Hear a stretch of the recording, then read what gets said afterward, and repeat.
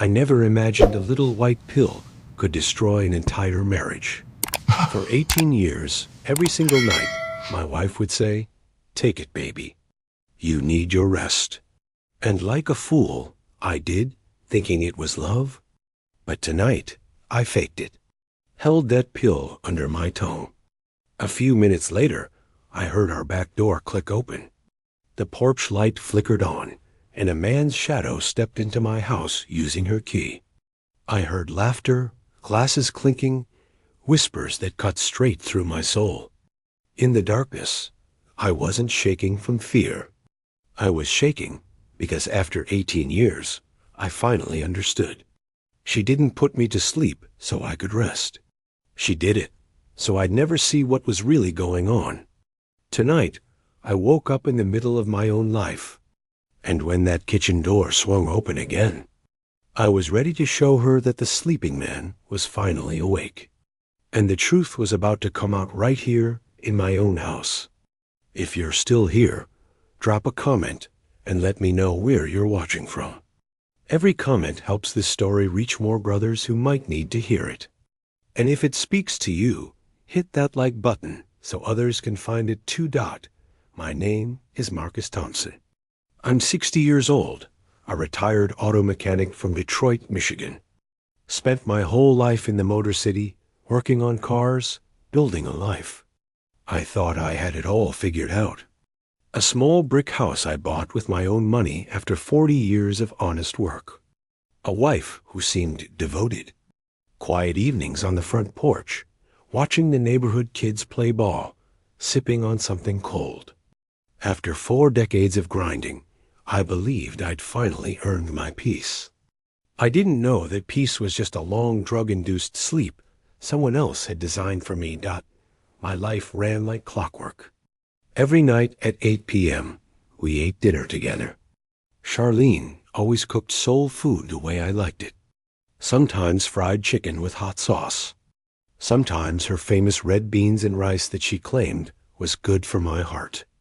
At 9 p.m. sharp, she'd set a small white pill next to a glass of water and say gently, "Take your medicine, Marcus. You know you can't sleep without it." I never questioned it. I thought that was her way of showing love after all those years together. By 10 p.m., the bedroom lights went off, and I dropped into such deep sleep it felt like someone hit a switch in my brain. Used to brag about having a thoughtful wife. Charlene handled everything. Bills, doctor appointments, car insurance, even scheduling oil changes for my truck. She'd tell me, "You worked your whole life, baby. Let me take care of the rest." I agreed, grateful, thinking I was blessed. In my younger days, I was the quiet type. I worked with my hands and believed if you treated people right, they'd treat you right back. Maybe that was my first mistake, thinking kindness automatically meant loyalty. As the years rolled by, routine became a cage. I stopped staying up late to watch the game highlights. I can't even remember the last time I was fully awake past 10 p.m. Sometimes I'd half wake in the night and hear the door creak, footsteps, but I'd tell myself, "She's just checking the locks or going to the bathroom." She said I snored too loud and she had to sleep in the guest room so she could get her rest. I believed her. I believed so much that I didn't notice that in the very house I'd worked myself half to death to pay off, I'd become nothing more than a sleeping tenant. There were small signs I should have caught. One morning, I smelled men's cologne in the bathroom, sharp and heavy, nothing like what I wore. When I asked, she laughed it off. "Oh, that? I was testing samples at Macy's yesterday." Another time, I found a shirt I'd worn the day before folded perfectly, like it had never been touched. My memory started feeling fuzzy, and when you live in a loop long enough, you start doubting your own mind. You stop trusting what you see. Everything changed on a hot June afternoon. I was washing my truck when my neighbor, Mr. Washington, an older brother who'd lived next door for 30 years, called out to me, "Marcus, man, your place been real busy lately. Every night there's a strange car parked by your back gate. You got company I don't know about? I forced a smile. You must be seeing things, Mr. Washington. But his words stuck with me all day. That evening, I started paying closer attention. Charlene was still gentle, still cooking, still smiling, still handing me that pill every night. Nothing seemed different on the surface. But now I was listening to every little sound. The spoon touching the glass, her breathing as she waited for me to swallow. And I suddenly realized something that made my blood run cold. She never took a pill herself. Not once in 18 years. That night, I did something I hadn't done since we started this routine. I pretended to take the pill. When she turned away, I tucked it under my tongue, keeping my mouth shut so she'd believe I swallowed it. She smiled, turned off the light, and said those familiar words, "Sleep well, baby." The door closed. I lay there in the dark, listening to the clock tick. Then I heard soft footsteps in the hallway, the back door opening, a sound so quiet only someone truly awake would catch it. Then a car engine starting up outside. The porch light flashed once and went dark. I sat up, heart pounding hard in my chest. My hands were shaking, not from fear, but because the truth was taking shape right in front of me, and I didn't know what I was about to face. About 10 minutes later, I heard that door open again. Heavy footsteps. Sure and confident. A deep male voice laughing. "I missed you, girl." I froze solid. Her laugh mixed with the sound of glasses clinking, then silence. In that moment, I understood everything. For 18 years, I hadn't been resting. I'd been kept unconscious. I didn't jump up.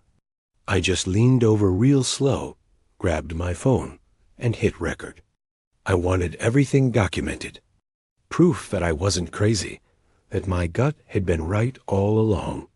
I heard them talking in the kitchen, her voice soft and intimate. "You need to leave before dawn. Marcus gets up early." The man laughed. "Keep giving him those pills for a few more years, and he probably won't even remember his own name." My blood turned to ice. Every word carved itself into my memory.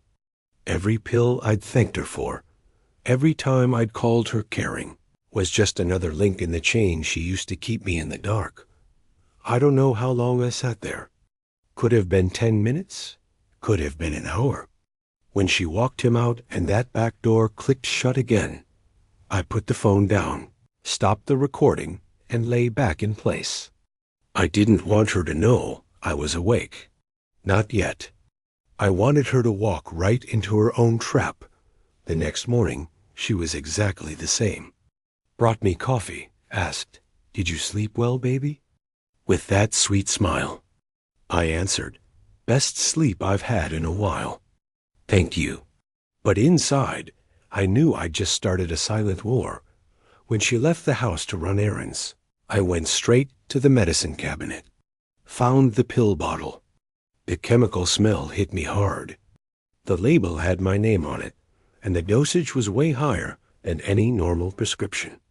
I went online and found out it causes deep sleep and memory problems with long-term use.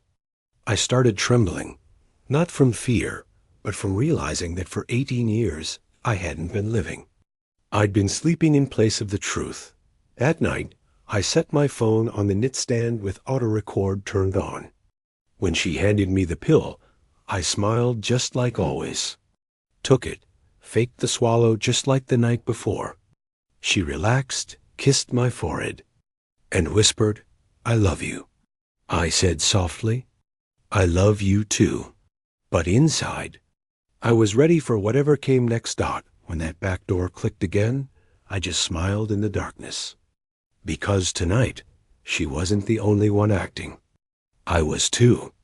And in that quiet brick house in Detroit, a 60-year-old black man woke up after 18 years of being drugged to sleep, ready to face the darkness he used to call love. Looking back now, it feels strange.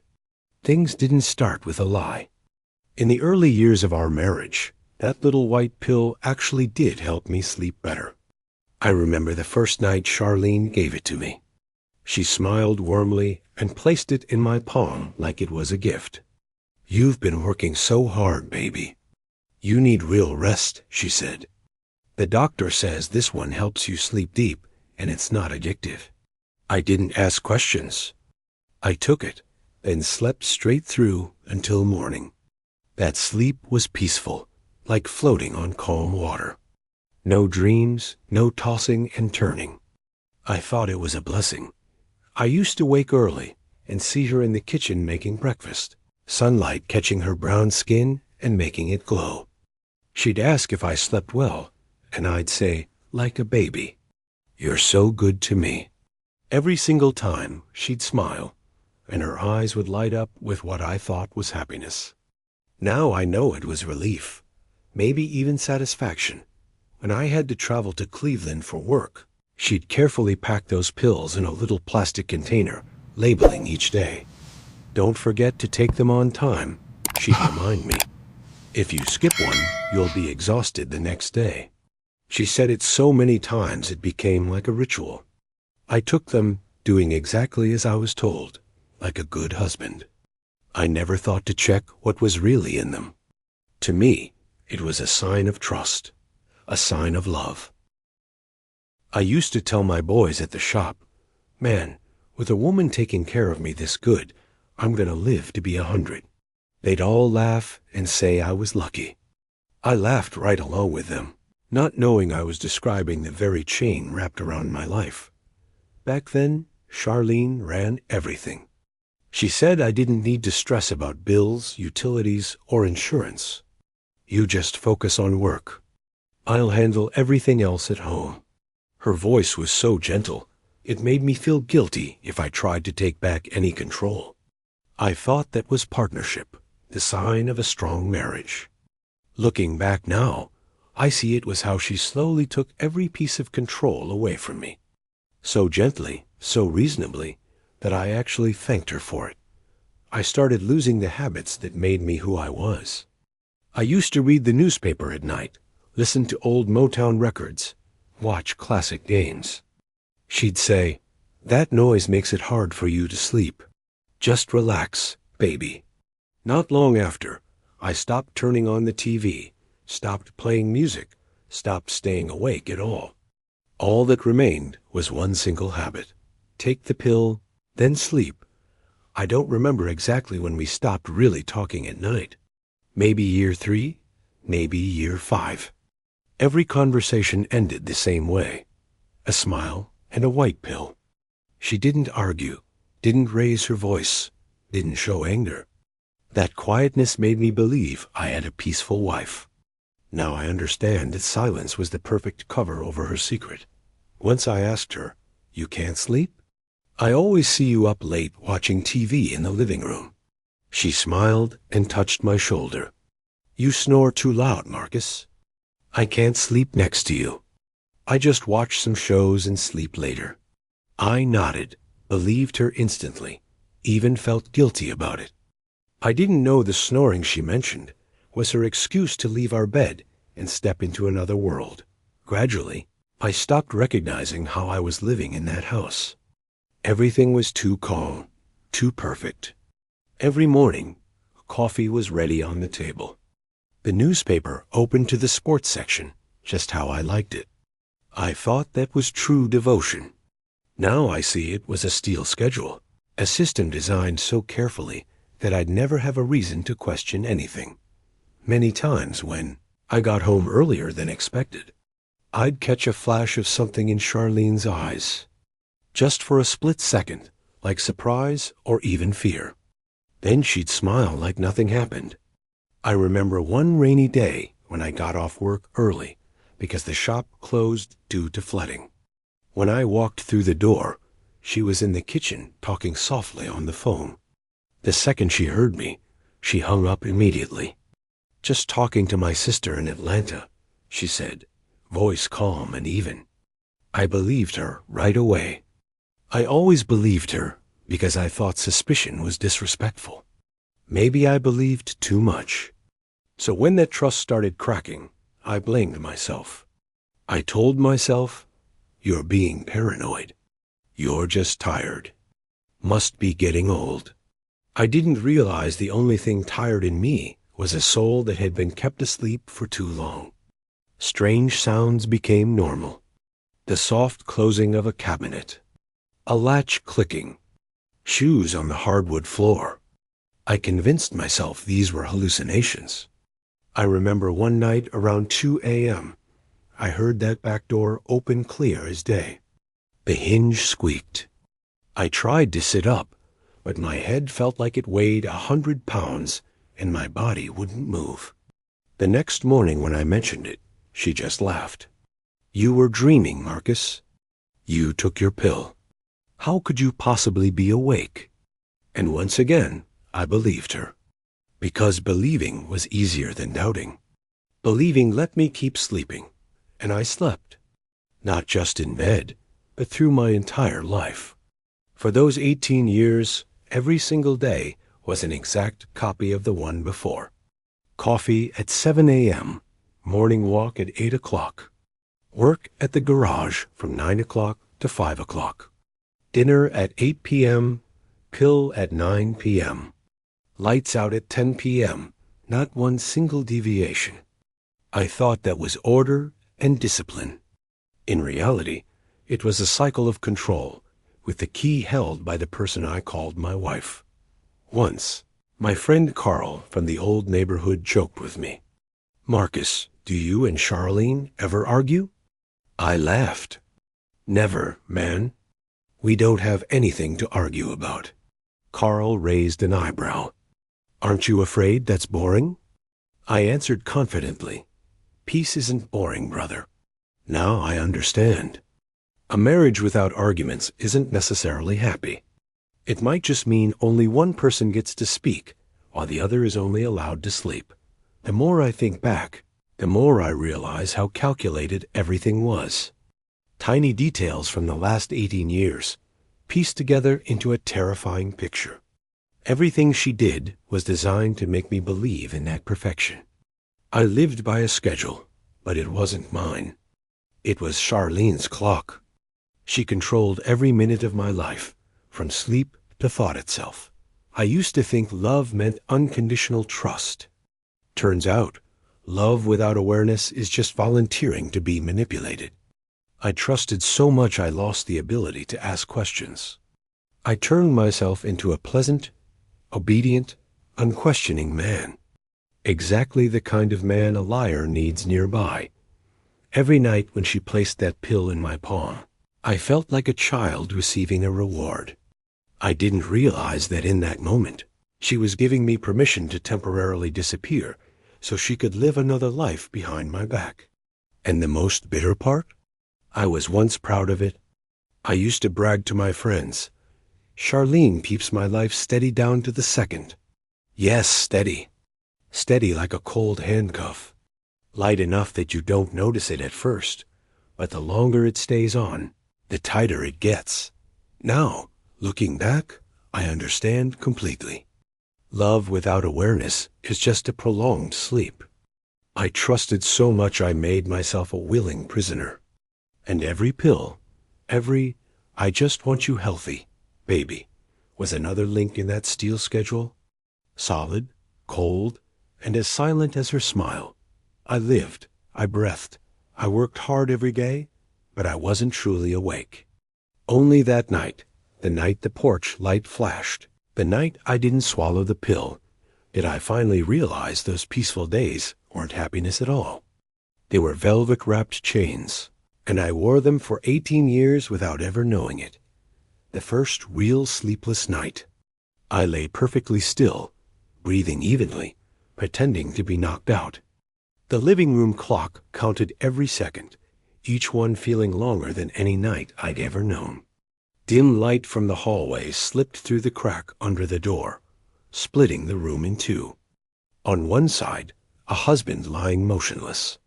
On the other, a secret about to walk out into the open. I heard Charlene stir, her breathing slow and careful, like she was counting my heartbeats. Then she leaned over and placed her hand on my chest, just a light touch, checking if I was really asleep. I kept my breathing steady, let my heart beat naturally. After a moment, she pulled her hand back and sat up. The wooden floor creaked softly. The bathroom light clicked on for a second, then went dark. Next came those soft footsteps heading toward the back door. Click. That sound was so small that if I'd truly been asleep, I never would have heard it. But I was wide awake, and every sound that night carved itself into my memory like words etched in stone. I heard the key turn in the lock, then the door ease open. Cold air rushed in, carrying the smell of night and car exhaust. Soft heels tapped across the porch. Then that car engine started up. I sat up slowly, staring at the porch light flickering outside the window. It flashed once and went dark. The house sank back into thick darkness. 18 years. How many nights exactly like this one had I slept through, completely unaware? I sat still for a long time, my mind cycling through one thought over and over. Where is she going? As the engine noise faded down the street, I got up and walked around the room. Everything felt familiar, but strange at the same time, like I was walking through someone else's house. I looked at our wedding photo on the dresser. Me and Charlene outside her mother's church in the summer heat, both of us smiling wide. I let out a bitter laugh. The love in that photo died a long time ago. I was just the last one to admit it.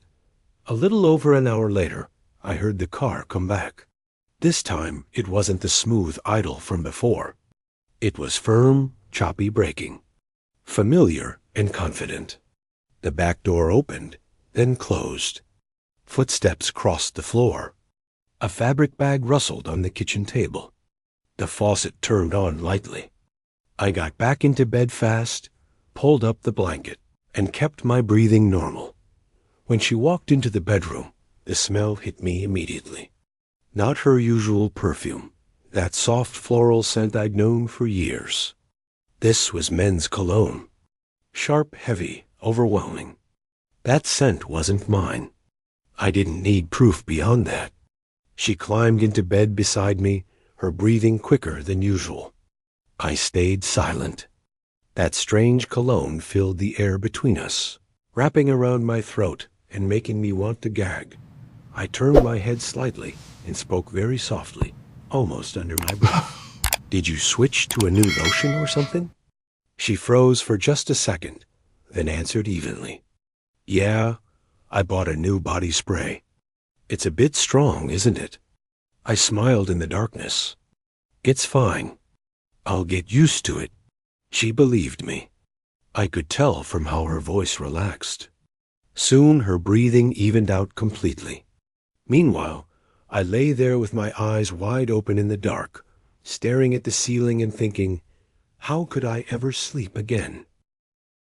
The next morning, everything was exactly the same. She made coffee and poured my first cup. That smile was at the exact angle and rhythm it always was. Perfect, rehearsed. I looked at her a little longer than usual, and she grew slightly uneasy. What's wrong, Marcus? Why are you staring at me like that? I said simply, I'm just thinking your new scent really suits you. She smiled, looking a little smug, and turned away. I took a sip of coffee, felt the bitter burn on my tongue, though I couldn't tell if it was the coffee or the taste of her lie. I started noticing everything. She usually left the bedroom about 10 minutes after I supposedly fell asleep. She took a light jacket, flat shoes, and her phone. She always came back before 5 a.m., showered immediately, and washed the hand towels and bed linens way more often than seemed normal. One morning, I ran into Mr. Washington on the front porch. He was watering his plants and looked up at me.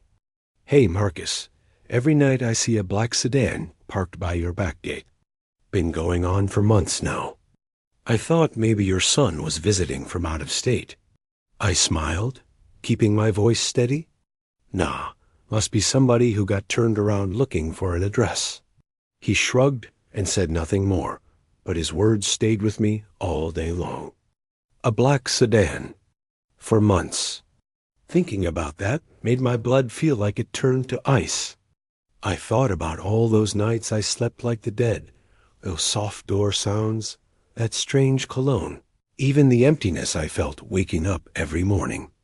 It all came together into one simple, brutal truth. This didn't start last night. It had been going on for a very long time. I decided not to confront her directly. No questions, no anger. Not yet. A man who works on engines knows if you want to fix something that's stuck, you don't use a hammer.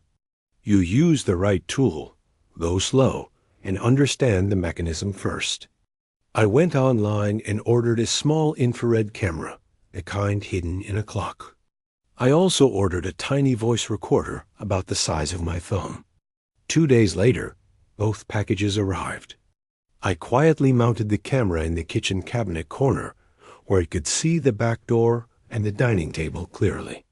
I put the recorder under my pillow, set to activate automatically at 9:30 p.m., right before she handed me that pill. That night when she gave me the pill, I swallowed, just like always. She smiled. "Sleep well, baby." But she had no idea the man sleeping was more awake than he'd ever been in his entire life.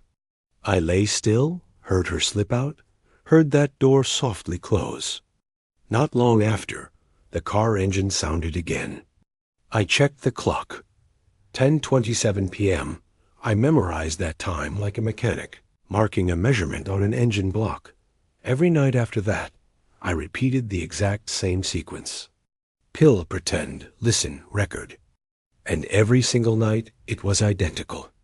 The lock turning, the car starting, a small laugh drifting from the kitchen, sometimes the sound of a man's heavy boots on the porch.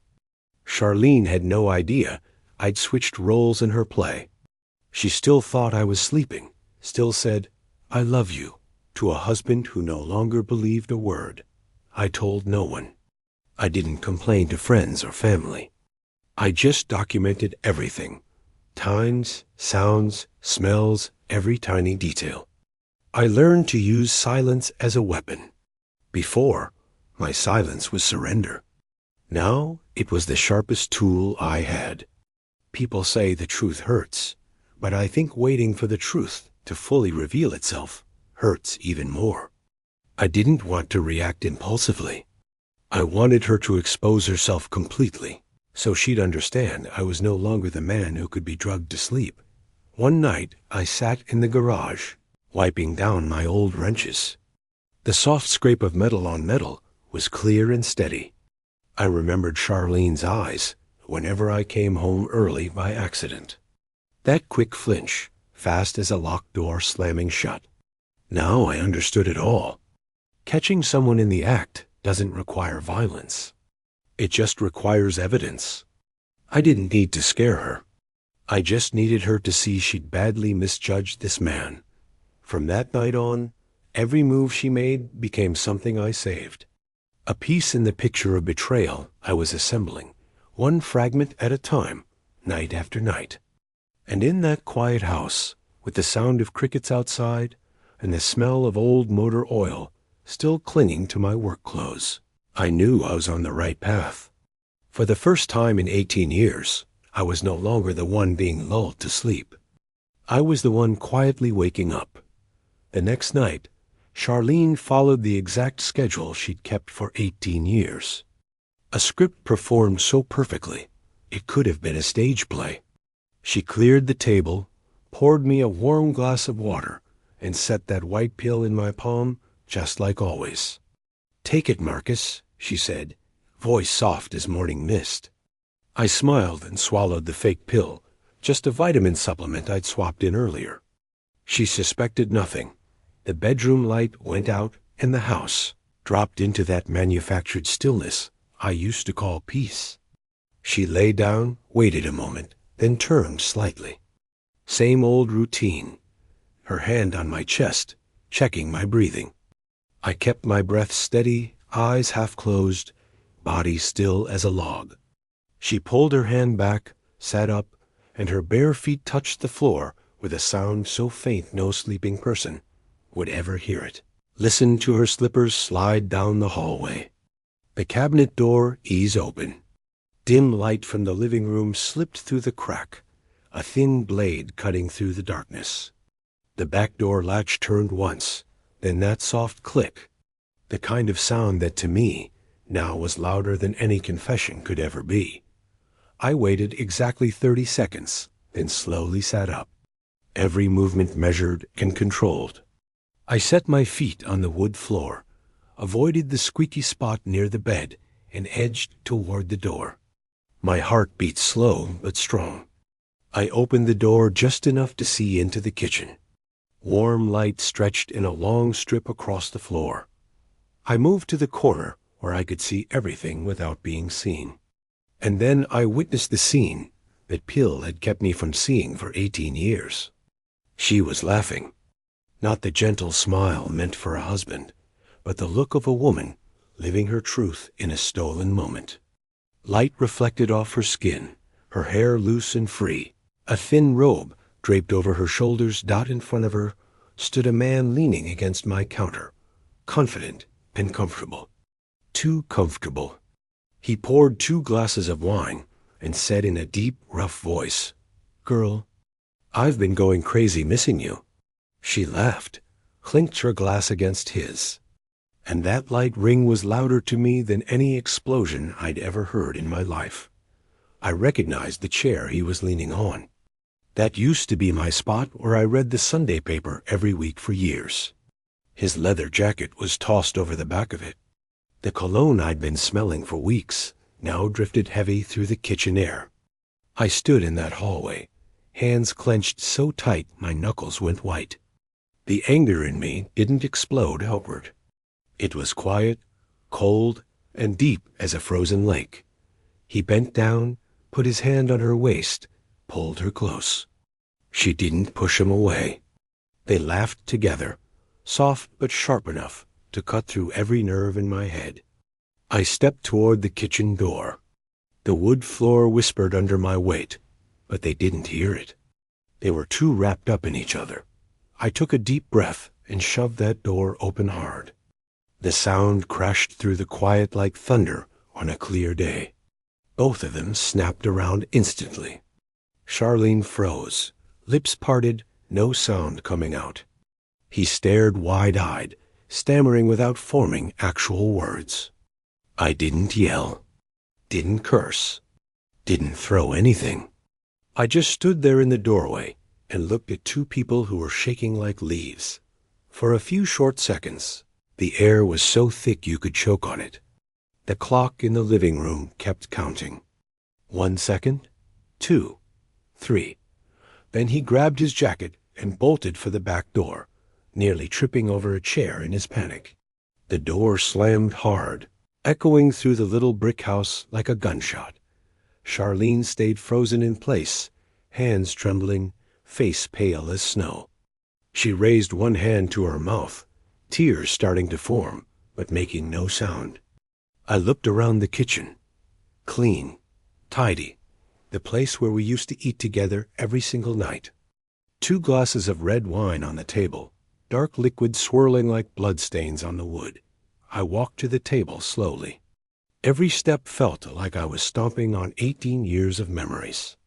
I looked at the wine bottle, the glasses, then at that thin robe she was wearing.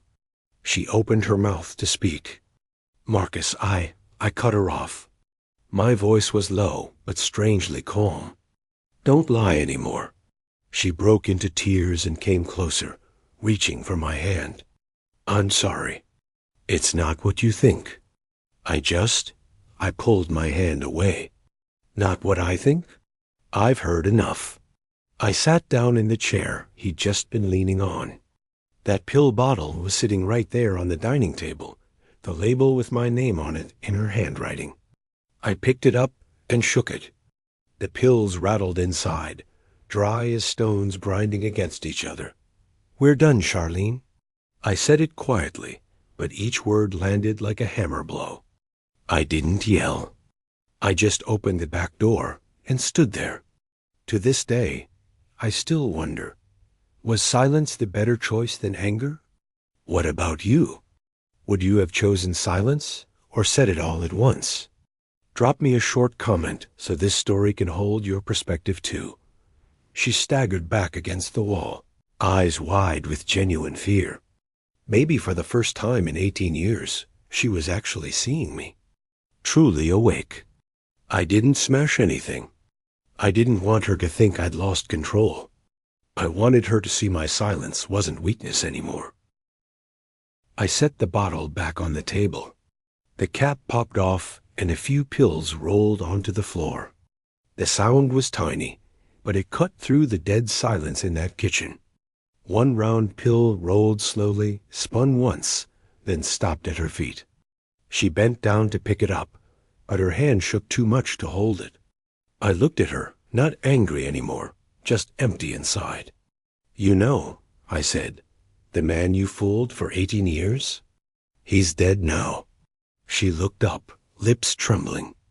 Don't say that. Marcus, I cut her off again. That man believed love could fix anything. He believed his wife was good, honest, loyal.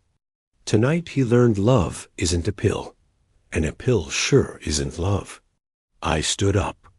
She reached out to touch my hand, but I stepped back. Don't, I said firmly. Touching me now doesn't mean a damn thing. The warm kitchen light washed over her face, catching on her tears. But I didn't feel pain anymore. The feeling in me had gone out the moment I pushed that door open. I turned and walked into the living room. Each step pulled me away from my old life. She stood there sobbing harder, like if she cried loud enough, time might somehow turn back. But I knew nothing was going back. Not ever. I sat down at the living room table, pulled out my phone, and played one of the recordings. A man's laugh. Her reply.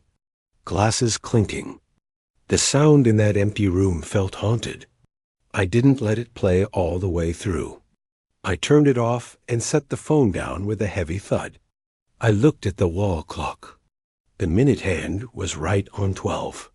A new day had just started, and my marriage had just ended. I took a small piece of paper and wrote just a few lines. No explanations. No apologies. From now on, I'll sleep for real. But not beside you. I set the note next to that pill bottle and walked over to the window. Outside, the late-night moon threw silver light across the porch steps. A light breeze moved the curtain, bringing in cold night air that felt honest for the first time in years. Sat down in my chair and looked at that last pill still lying on the floor. White in the moonlight, small and ruthless. I didn't pick it up. I left it there as a witness to the death of a husband who once believed in unconditional love. I didn't sleep that night. I sat there until the first light of morning crept through the window. And in that silence, I knew I had just buried the most naive version of myself. 3 weeks after I left that house, I walked into the office of James Crawford, an old friend who'd become a private attorney. He was older now, hair streaked with gray, but his eyes were still sharp as a blade. When I set the wooden box on his desk containing every bottle, recording, photo, and prescription inside, he just looked at me for a few long seconds and said, Marcus, I've practiced law for 40 years. It's rare to see a case where one look tells you how thoroughly the truth has been poisoned. I didn't answer, just nodded. James opened each bottle carefully, inspected the labels, photographed everything, took detailed notes. He played a few of the recordings. Laughter, glasses clinking, a door opening, Charlene's voice saying things I'll never forget. No more words were needed. The evidence spoke for itself. The divorce filing was ready in 3 days. James urged me not just to file for dissolution, but to press for a criminal investigation into prolonged drugging, prescription forgery, and financial misappropriation.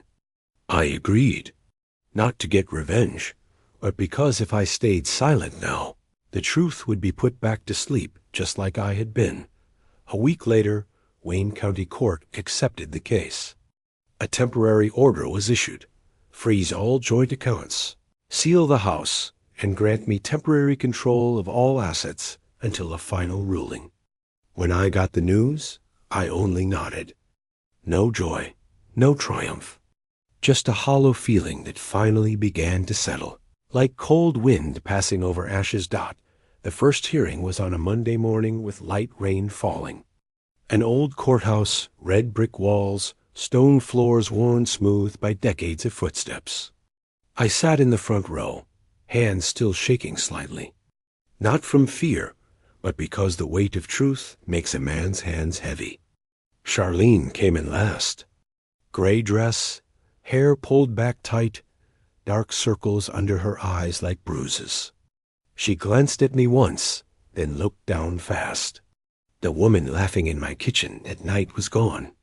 Beside her sat a young attorney, tense, eyes darting around nervously. When the clerk called the case, the room fell completely silent. Only the scratch of pens on paper, wooden chairs creaking, and that steady rain outside the tall windows. James began speaking. He spoke slowly, clearly, with no anger and no theatrics. He let the evidence do the talking. Copies of prescriptions with a doctor's signature that didn't exist in any medical database. Audio recordings of Charlene saying, "Take it, baby. You'll sleep better." A pharmacist's written statement confirming she collected those pills for her husband for years, sometimes even changing the doctor's name on the forms. A neighbor's testimony from Mr. Washington, confirming he'd seen a strange car parked by the back gate at night for months. Each piece of evidence went up on the screen. I didn't look at Charlene, but I could feel her presence shaking beside me. Her attorney offered a weak defense. "Your Honor, my client suffers from severe depression. This behavior stems from mental illness, not criminal intent." James lifted an eyebrow. "If we start calling drugging a man for 18 years depression, we're going to need a lot more psychiatric hospitals." A small murmur rose from the people seated behind us. The judge tapped his gavel once for order. Then I was called to testify. I stood up, legs still a little unsteady, but my voice came out surprisingly calm. "Your Honor, I'm not here for revenge. I'm here to tell what happened to me every single night for 18 years. Every door sound I thought was normal. Every scent I explained away. Every morning I woke up feeling empty and didn't understand why. I'm not asking for my youth back. I just want the record to show that I slept for 18 years, not because I was tired, but because I was deceived by the person I trusted most in this world." I told them about the first night I pretended to swallow that pill, about the back door opening, about the warm light in the kitchen, about the laughter and those wine glasses. I didn't use harsh language. I spoke like I was reading from a journal, just stating facts. The more I spoke, the lighter I felt inside. When I mentioned that last pill sitting on the motel table later, Charlene broke down completely. Her attorney touched her shoulder, trying to steady her. She shook her head and choked out, "I wasn't trying to kill you, Marcus. I just didn't want you to leave me." The judge looked up sharply. "And so you gave him sleeping pills for 18 years?" She lowered her head and said nothing more. The hearing ran 4 hours straight. The pharmacist took the stand, confirming all prescriptions were picked up by Charlene, and most had no valid medical reason behind them. The doctor whose name appeared on those labels was confirmed to have retired 10 years ago. Police presented lab results showing the pills contained a neuroinhibitor that, with long-term use, seriously impairs memory and cognitive function. I sat and listened without looking up. I didn't need to see her face anymore. Each confirmation was enough. James closed his argument with these words: "Your Honor, we're not asking for a heavy criminal sentence. We're asking for the truth to be recognized publicly, so Marcus Thompson is no longer dismissed as paranoid or delusional. He was simply a husband who trusted his wife for far too long." That afternoon, when the judge read the interim ruling, Rain was still tracing patterns down the window panes. The gavel struck 3 times, echoing through that old courtroom. The court grants Mr. Marcus Thompson's petition for divorce. Mr. Thompson retains full ownership of the marital home, joint assets, and all savings. Regarding the unauthorized use of controlled substances, this file will be forwarded to the Medical Investigative Authority for potential criminal proceedings. Charlene collapsed onto the bench. She didn't look at me, just bowed her head as tears soaked her clenched hands. The young attorney beside her had nothing left to say. I didn't speak either. I just quietly looked out that window where the rain kept tapping against the glass, as if counting each lost year. The man who'd come to my house, the one who drank wine with her that night, vanished once the case went public. Police said he'd left the state, abandoning a small auto repair business that was drowning in debt. No one ever saw him again. I didn't care. He was just a faint detail in a finished picture. When the session ended, I stepped into the long hallway. Wooden benches lined the corridor, still smelling of old varnish and history. I set my hand on the cold metal railing, rough and real, like touching my own life. Worn down, but still standing. James walked beside me and said quietly, "You won, Marcus." I gave a small, tired smile. "Nobody really wins in something like this, James." He sighed. "At least justice did its job." "Yeah," I said. "Justice did its job." Inside me there was no storm left, no rage, no bitterness. Just a cold resolve and the clear understanding that right and wrong had finally been put back in their proper places. I walked outside into the rain. The street gleamed with reflected light from street lamps. I tilted my head back to the gray sky and took a long, slow breath. No pills, no lies, no midnight visitors. Only the sound of my own footsteps on the courthouse steps and the clear feeling that I was truly awake for the first time in 18 years. Return to that old brick house under court. Order exactly 3 weeks after the final hearing. The county sheriff came along to make sure everything stayed peaceful. No one spoke during the drive. When the car stopped at my front gate, I sat there a few extra seconds, looking at that familiar house in the afternoon sunlight. Gray brick siding, old shingles, flower pots still on the porch steps. From the outside, it looked the same. Only I was completely different. The door opened to a faint smell of old wood and cleaning products. Charlene had removed most of her belongings per the court order, leaving only what was legally mine. A few work clothes, my toolbox from the garage, some books, the rocking chair we used to sit in during summer evenings. I walked slowly through each room. Every step felt like wading through thick memories. The living room was bright, but that light wasn't warm anymore. Where our wedding photo once hung, a pale rectangle marked the wall like a scar. I touched it. The rough paint was cold under my fingertips. The carpet still held a faint wine stain from that night. I shook my head. Even the floor kept the memory of betrayal. I stepped into the kitchen. The room that had been the heart of our home, where good food once mixed with laughter, was now just the graveyard of lies. On the table sat a wilted vase of flowers, cloudy water, scattered brown petals. I opened the drawer and found the old kitchen knife I used to sharpen, the wooden cutting board where I had carved our initials years ago. M and C, Marcus and Charlene. I smiled without humor. Some things shouldn't be kept, even if they carry your name. I gathered my remaining personal items into cardboard boxes. The old mail organizer, a few family photos, the small notebook where I used to write down measurements for home repairs. Each thing passing through my hands felt like an old witness remembering what I no longer wanted to recall. Every room, every object, every bright corner carried the smell of betrayal, like smoke that wouldn't clear out. When the sheriff asked quietly, "Need any help with this, Mr. Thompson?" I just shook my head. No, sir. I just want to close this door myself. I went out to the porch and looked at the front yard where a tire swing used to hang from the old oak tree. One rope had snapped, and it hung crooked, swaying slowly in the wind. I saw myself there years ago, a man suspended between trust and collapse, between love and waking up to reality. That afternoon, I sat on those front steps and signed the sale papers. The young real estate agent handed me the contract and said, "This house should sell fast, Mr. Thompson. Great neighborhood, solid structure."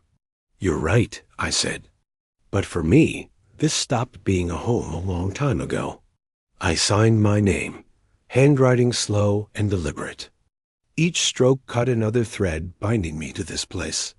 I bought a small apartment on the east side of Detroit, an old 3-story building with no elevator, but wide windows facing the sunrise.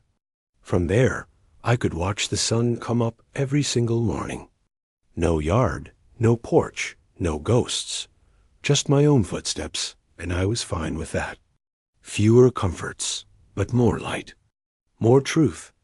On day one, I brought only 2 boxes, a wooden stool I'd built years ago, and my old coffee maker.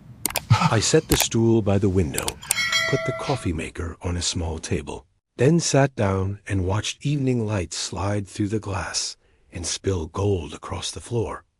That light touched my face, warm and real, needing no one's permission.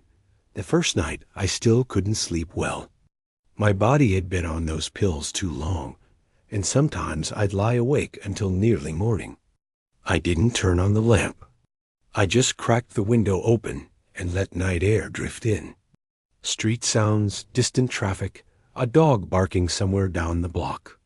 Ordinary sounds I hadn't truly heard in 18 years. Now they were the music of freedom. Slowly, I learned to sleep again without pills. The first real sleep came after 3 completely white nights. Short, maybe 4 hours total. But when I opened my eyes, my head felt light and clear.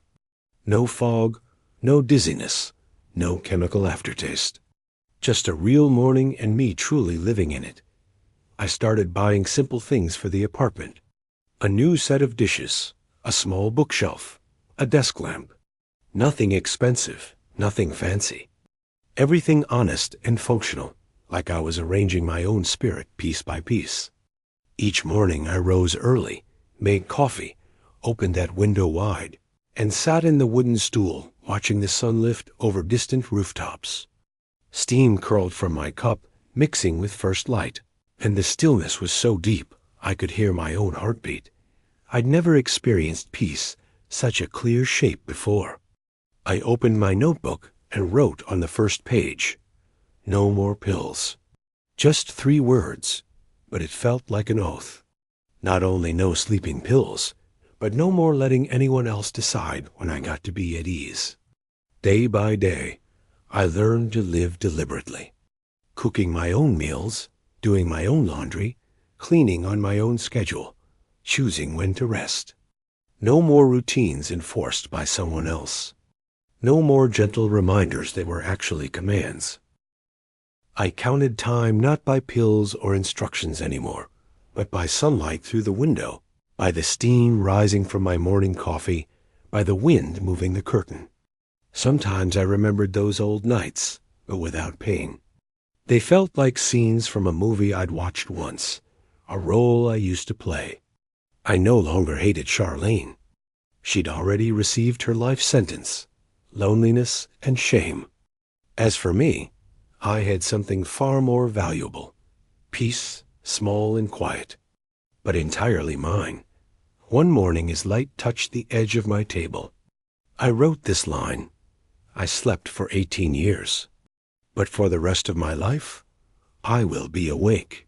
I closed the notebook, took a slow sip of coffee, and watched light pour over my hands. The same hands that once trembled signing divorce papers now rested steady on the table. I knew I would never go back to that house, not even in memory. I had nothing left to prove to the past. I'd walked away from it, not just with my feet, but with my soul. I began writing regularly on clear mornings when the first sunbeam touched the cover of a thick notebook I'd bought at the corner drugstore. I sat by my window, coffee steaming, blank pages waiting to listen. At the top I carefully wrote, "Journal of a man who slept through life." I set down the first line, my hand surprisingly steady. My name is Marcus Thompson. I'm 60 years old. I thought I was sleeping well. Turns out, I was just sleeping through everything that mattered. From then on, every morning I spent an hour writing. Each page became a lesson. No preaching, no blaming, just things I wish I'd known sooner. About control disguised as care. About blind trust paving the highway to betrayal. About comfortable routines that slowly become cages. I wrote like a mechanic rebuilding an engine. Not rushed, not careless. When a part is worn down, before it works again, you have to understand exactly where it broke. I wrote about that back door, the cologne, the pill rolling across the kitchen floor. About the night I left with shaking hands. About the courtroom with those long wooden benches. Then I wrote about my little apartment, the coffee, and sleep without chemicals. With each page, it felt like I was raising the framework of a house built entirely on my own foundation. I didn't keep the notebook to myself. I took a few chapters to the corner cafe and read them to some new friends I'd made. The owner, an older brother named Ray, leaned on his counter and said firmly, "Marcus, you need to share this wider, man. A lot of people are living exactly the way you did."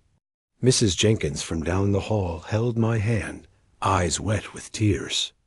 I saw myself in this story, even though my situation was different. People can be put to sleep by many things, not just pills. Messages started coming in from people who'd heard about what I was writing. A school teacher wrote, "I realized I was living my life on someone else's schedule." A construction worker said, "That line about peace needing no permission hit me hard. Got me out of a bad situation." I read each response and remembered those nights I wrote in complete silence. I realized that truth, when it's told gently enough, lands exactly where it needs to dot. Someone asked me directly, "Do you regret losing 18 years?" I smiled and gave the answer I'd practiced. No, I just woke up late. Because if not for those years, I'd never know how precious real sleep actually is, or how valuable it is to be truly awake. I began teaching basic car maintenance to young guys in the neighborhood, showing them how to change oil, replace brake pads, check tire pressure. One kid named Deshaun threw his arms around me after he successfully changed his first alternator. I patted his shoulder and felt warmth in my chest I hadn't experienced in years. They say only people who've been broken understand how to hold others up. Maybe that's the truth. I also started feeling grateful for the pain itself. I even wrote a chapter titled, "The Blessing of Wounds." I wrote, "Without wounds, we'd never know we needed healing. Without healing, we'd think we were invincible and stay blind to the pain we cause others." Pain taught me to wake up and stay awake. Against sweet words, against golden routines, against every kind of love that comes wrapped in invisible chains. That night I wrote late, gathering loose chapters into one thin book. I titled it, "A Manual for Waking After Betrayal." No complicated language, no preaching. Just 12 short lessons, recognizing gentle control. Understanding whose schedule you're really living on. The art of silence as weapon and cage. Record keeping instead of anger. Leaving with trembling hands. The courtroom and letting truth work. Moving out of memory. Work and dignity. Boundaries and learning to say no. Real forgiveness. Rewriting yourself. Sleeping for real. I printed copies at the local print shop. Simple binding, nothing fancy. With each one I handed out, I wrote a personal note. If you're losing sleep, may this help you wake up. One woman gave me a handkerchief embroidered with "Thank you." Another brought homemade cornbread. A young man wrote, "I skipped buying beer this month, bought tools instead, and started fixing up my grandfather's old Chevy. Thank you." Sir, I read that message and laughed until tears filled my eyes. One evening, while I was cleaning an old carburetor, my phone rang. It was James Crawford. "You doing all right, Marcus? Heard you've been writing." "I'm no writer, James," I said, half joking. "I'm just rewriting the man I used to be." He chuckled deeply. "Call it whatever you want, but keep writing, brother. Some truths, if we don't leave them in words, people will fall asleep to them all over again." I hung up and sat still for a long while. I realized not everyone gets the chance to wake up and then tell their story. I was fortunate, and I wanted that fortune to leave a mark. Maybe someday someone else would open their eyes after a very long night because they read what I wrote. Night fell softly. I closed my notebook and set it beside my cold coffee cup. Outside, wind rustled through tree branches, brushing against the window like it was whispering my name. I blew out the small candle on my desk. The room fell into a kind, gentle darkness. I climbed into bed and pulled up the thin blanket. No strange laughter, no cologne, no ghosts haunting my mind. Only the steady ticking of my wall clock, sure and rhythmic like a heart that had been given new life. I closed my eyes, and this time, like so many nights recently, I truly slept. Not because of any pill, but because of the words I'd written each morning and the life I'd reclaimed one day at a time. Because in the end, writing isn't just about telling a story. Writing is about rebuilding yourself from the foundation up. Thank you, truly, for staying with me until the very end of this story. If you made it here, maybe you carry your own scars too. Something that once kept you awake at night or made you pretend everything was fine for far too long. I don't know where you are right now. Maybe in a busy city or a quiet room with just the sound of rain outside. But I believe everyone who's listened this far has had their own moment of waking up. So tell me in the comments, when did you realize it was time to wake up from what was hurting you? Your story might be exactly the light someone else needs to find their way back to themselves. And if this story touched you, please hit that like button and subscribe. Because sometimes just knowing someone out there is listening makes us all feel a little less alone.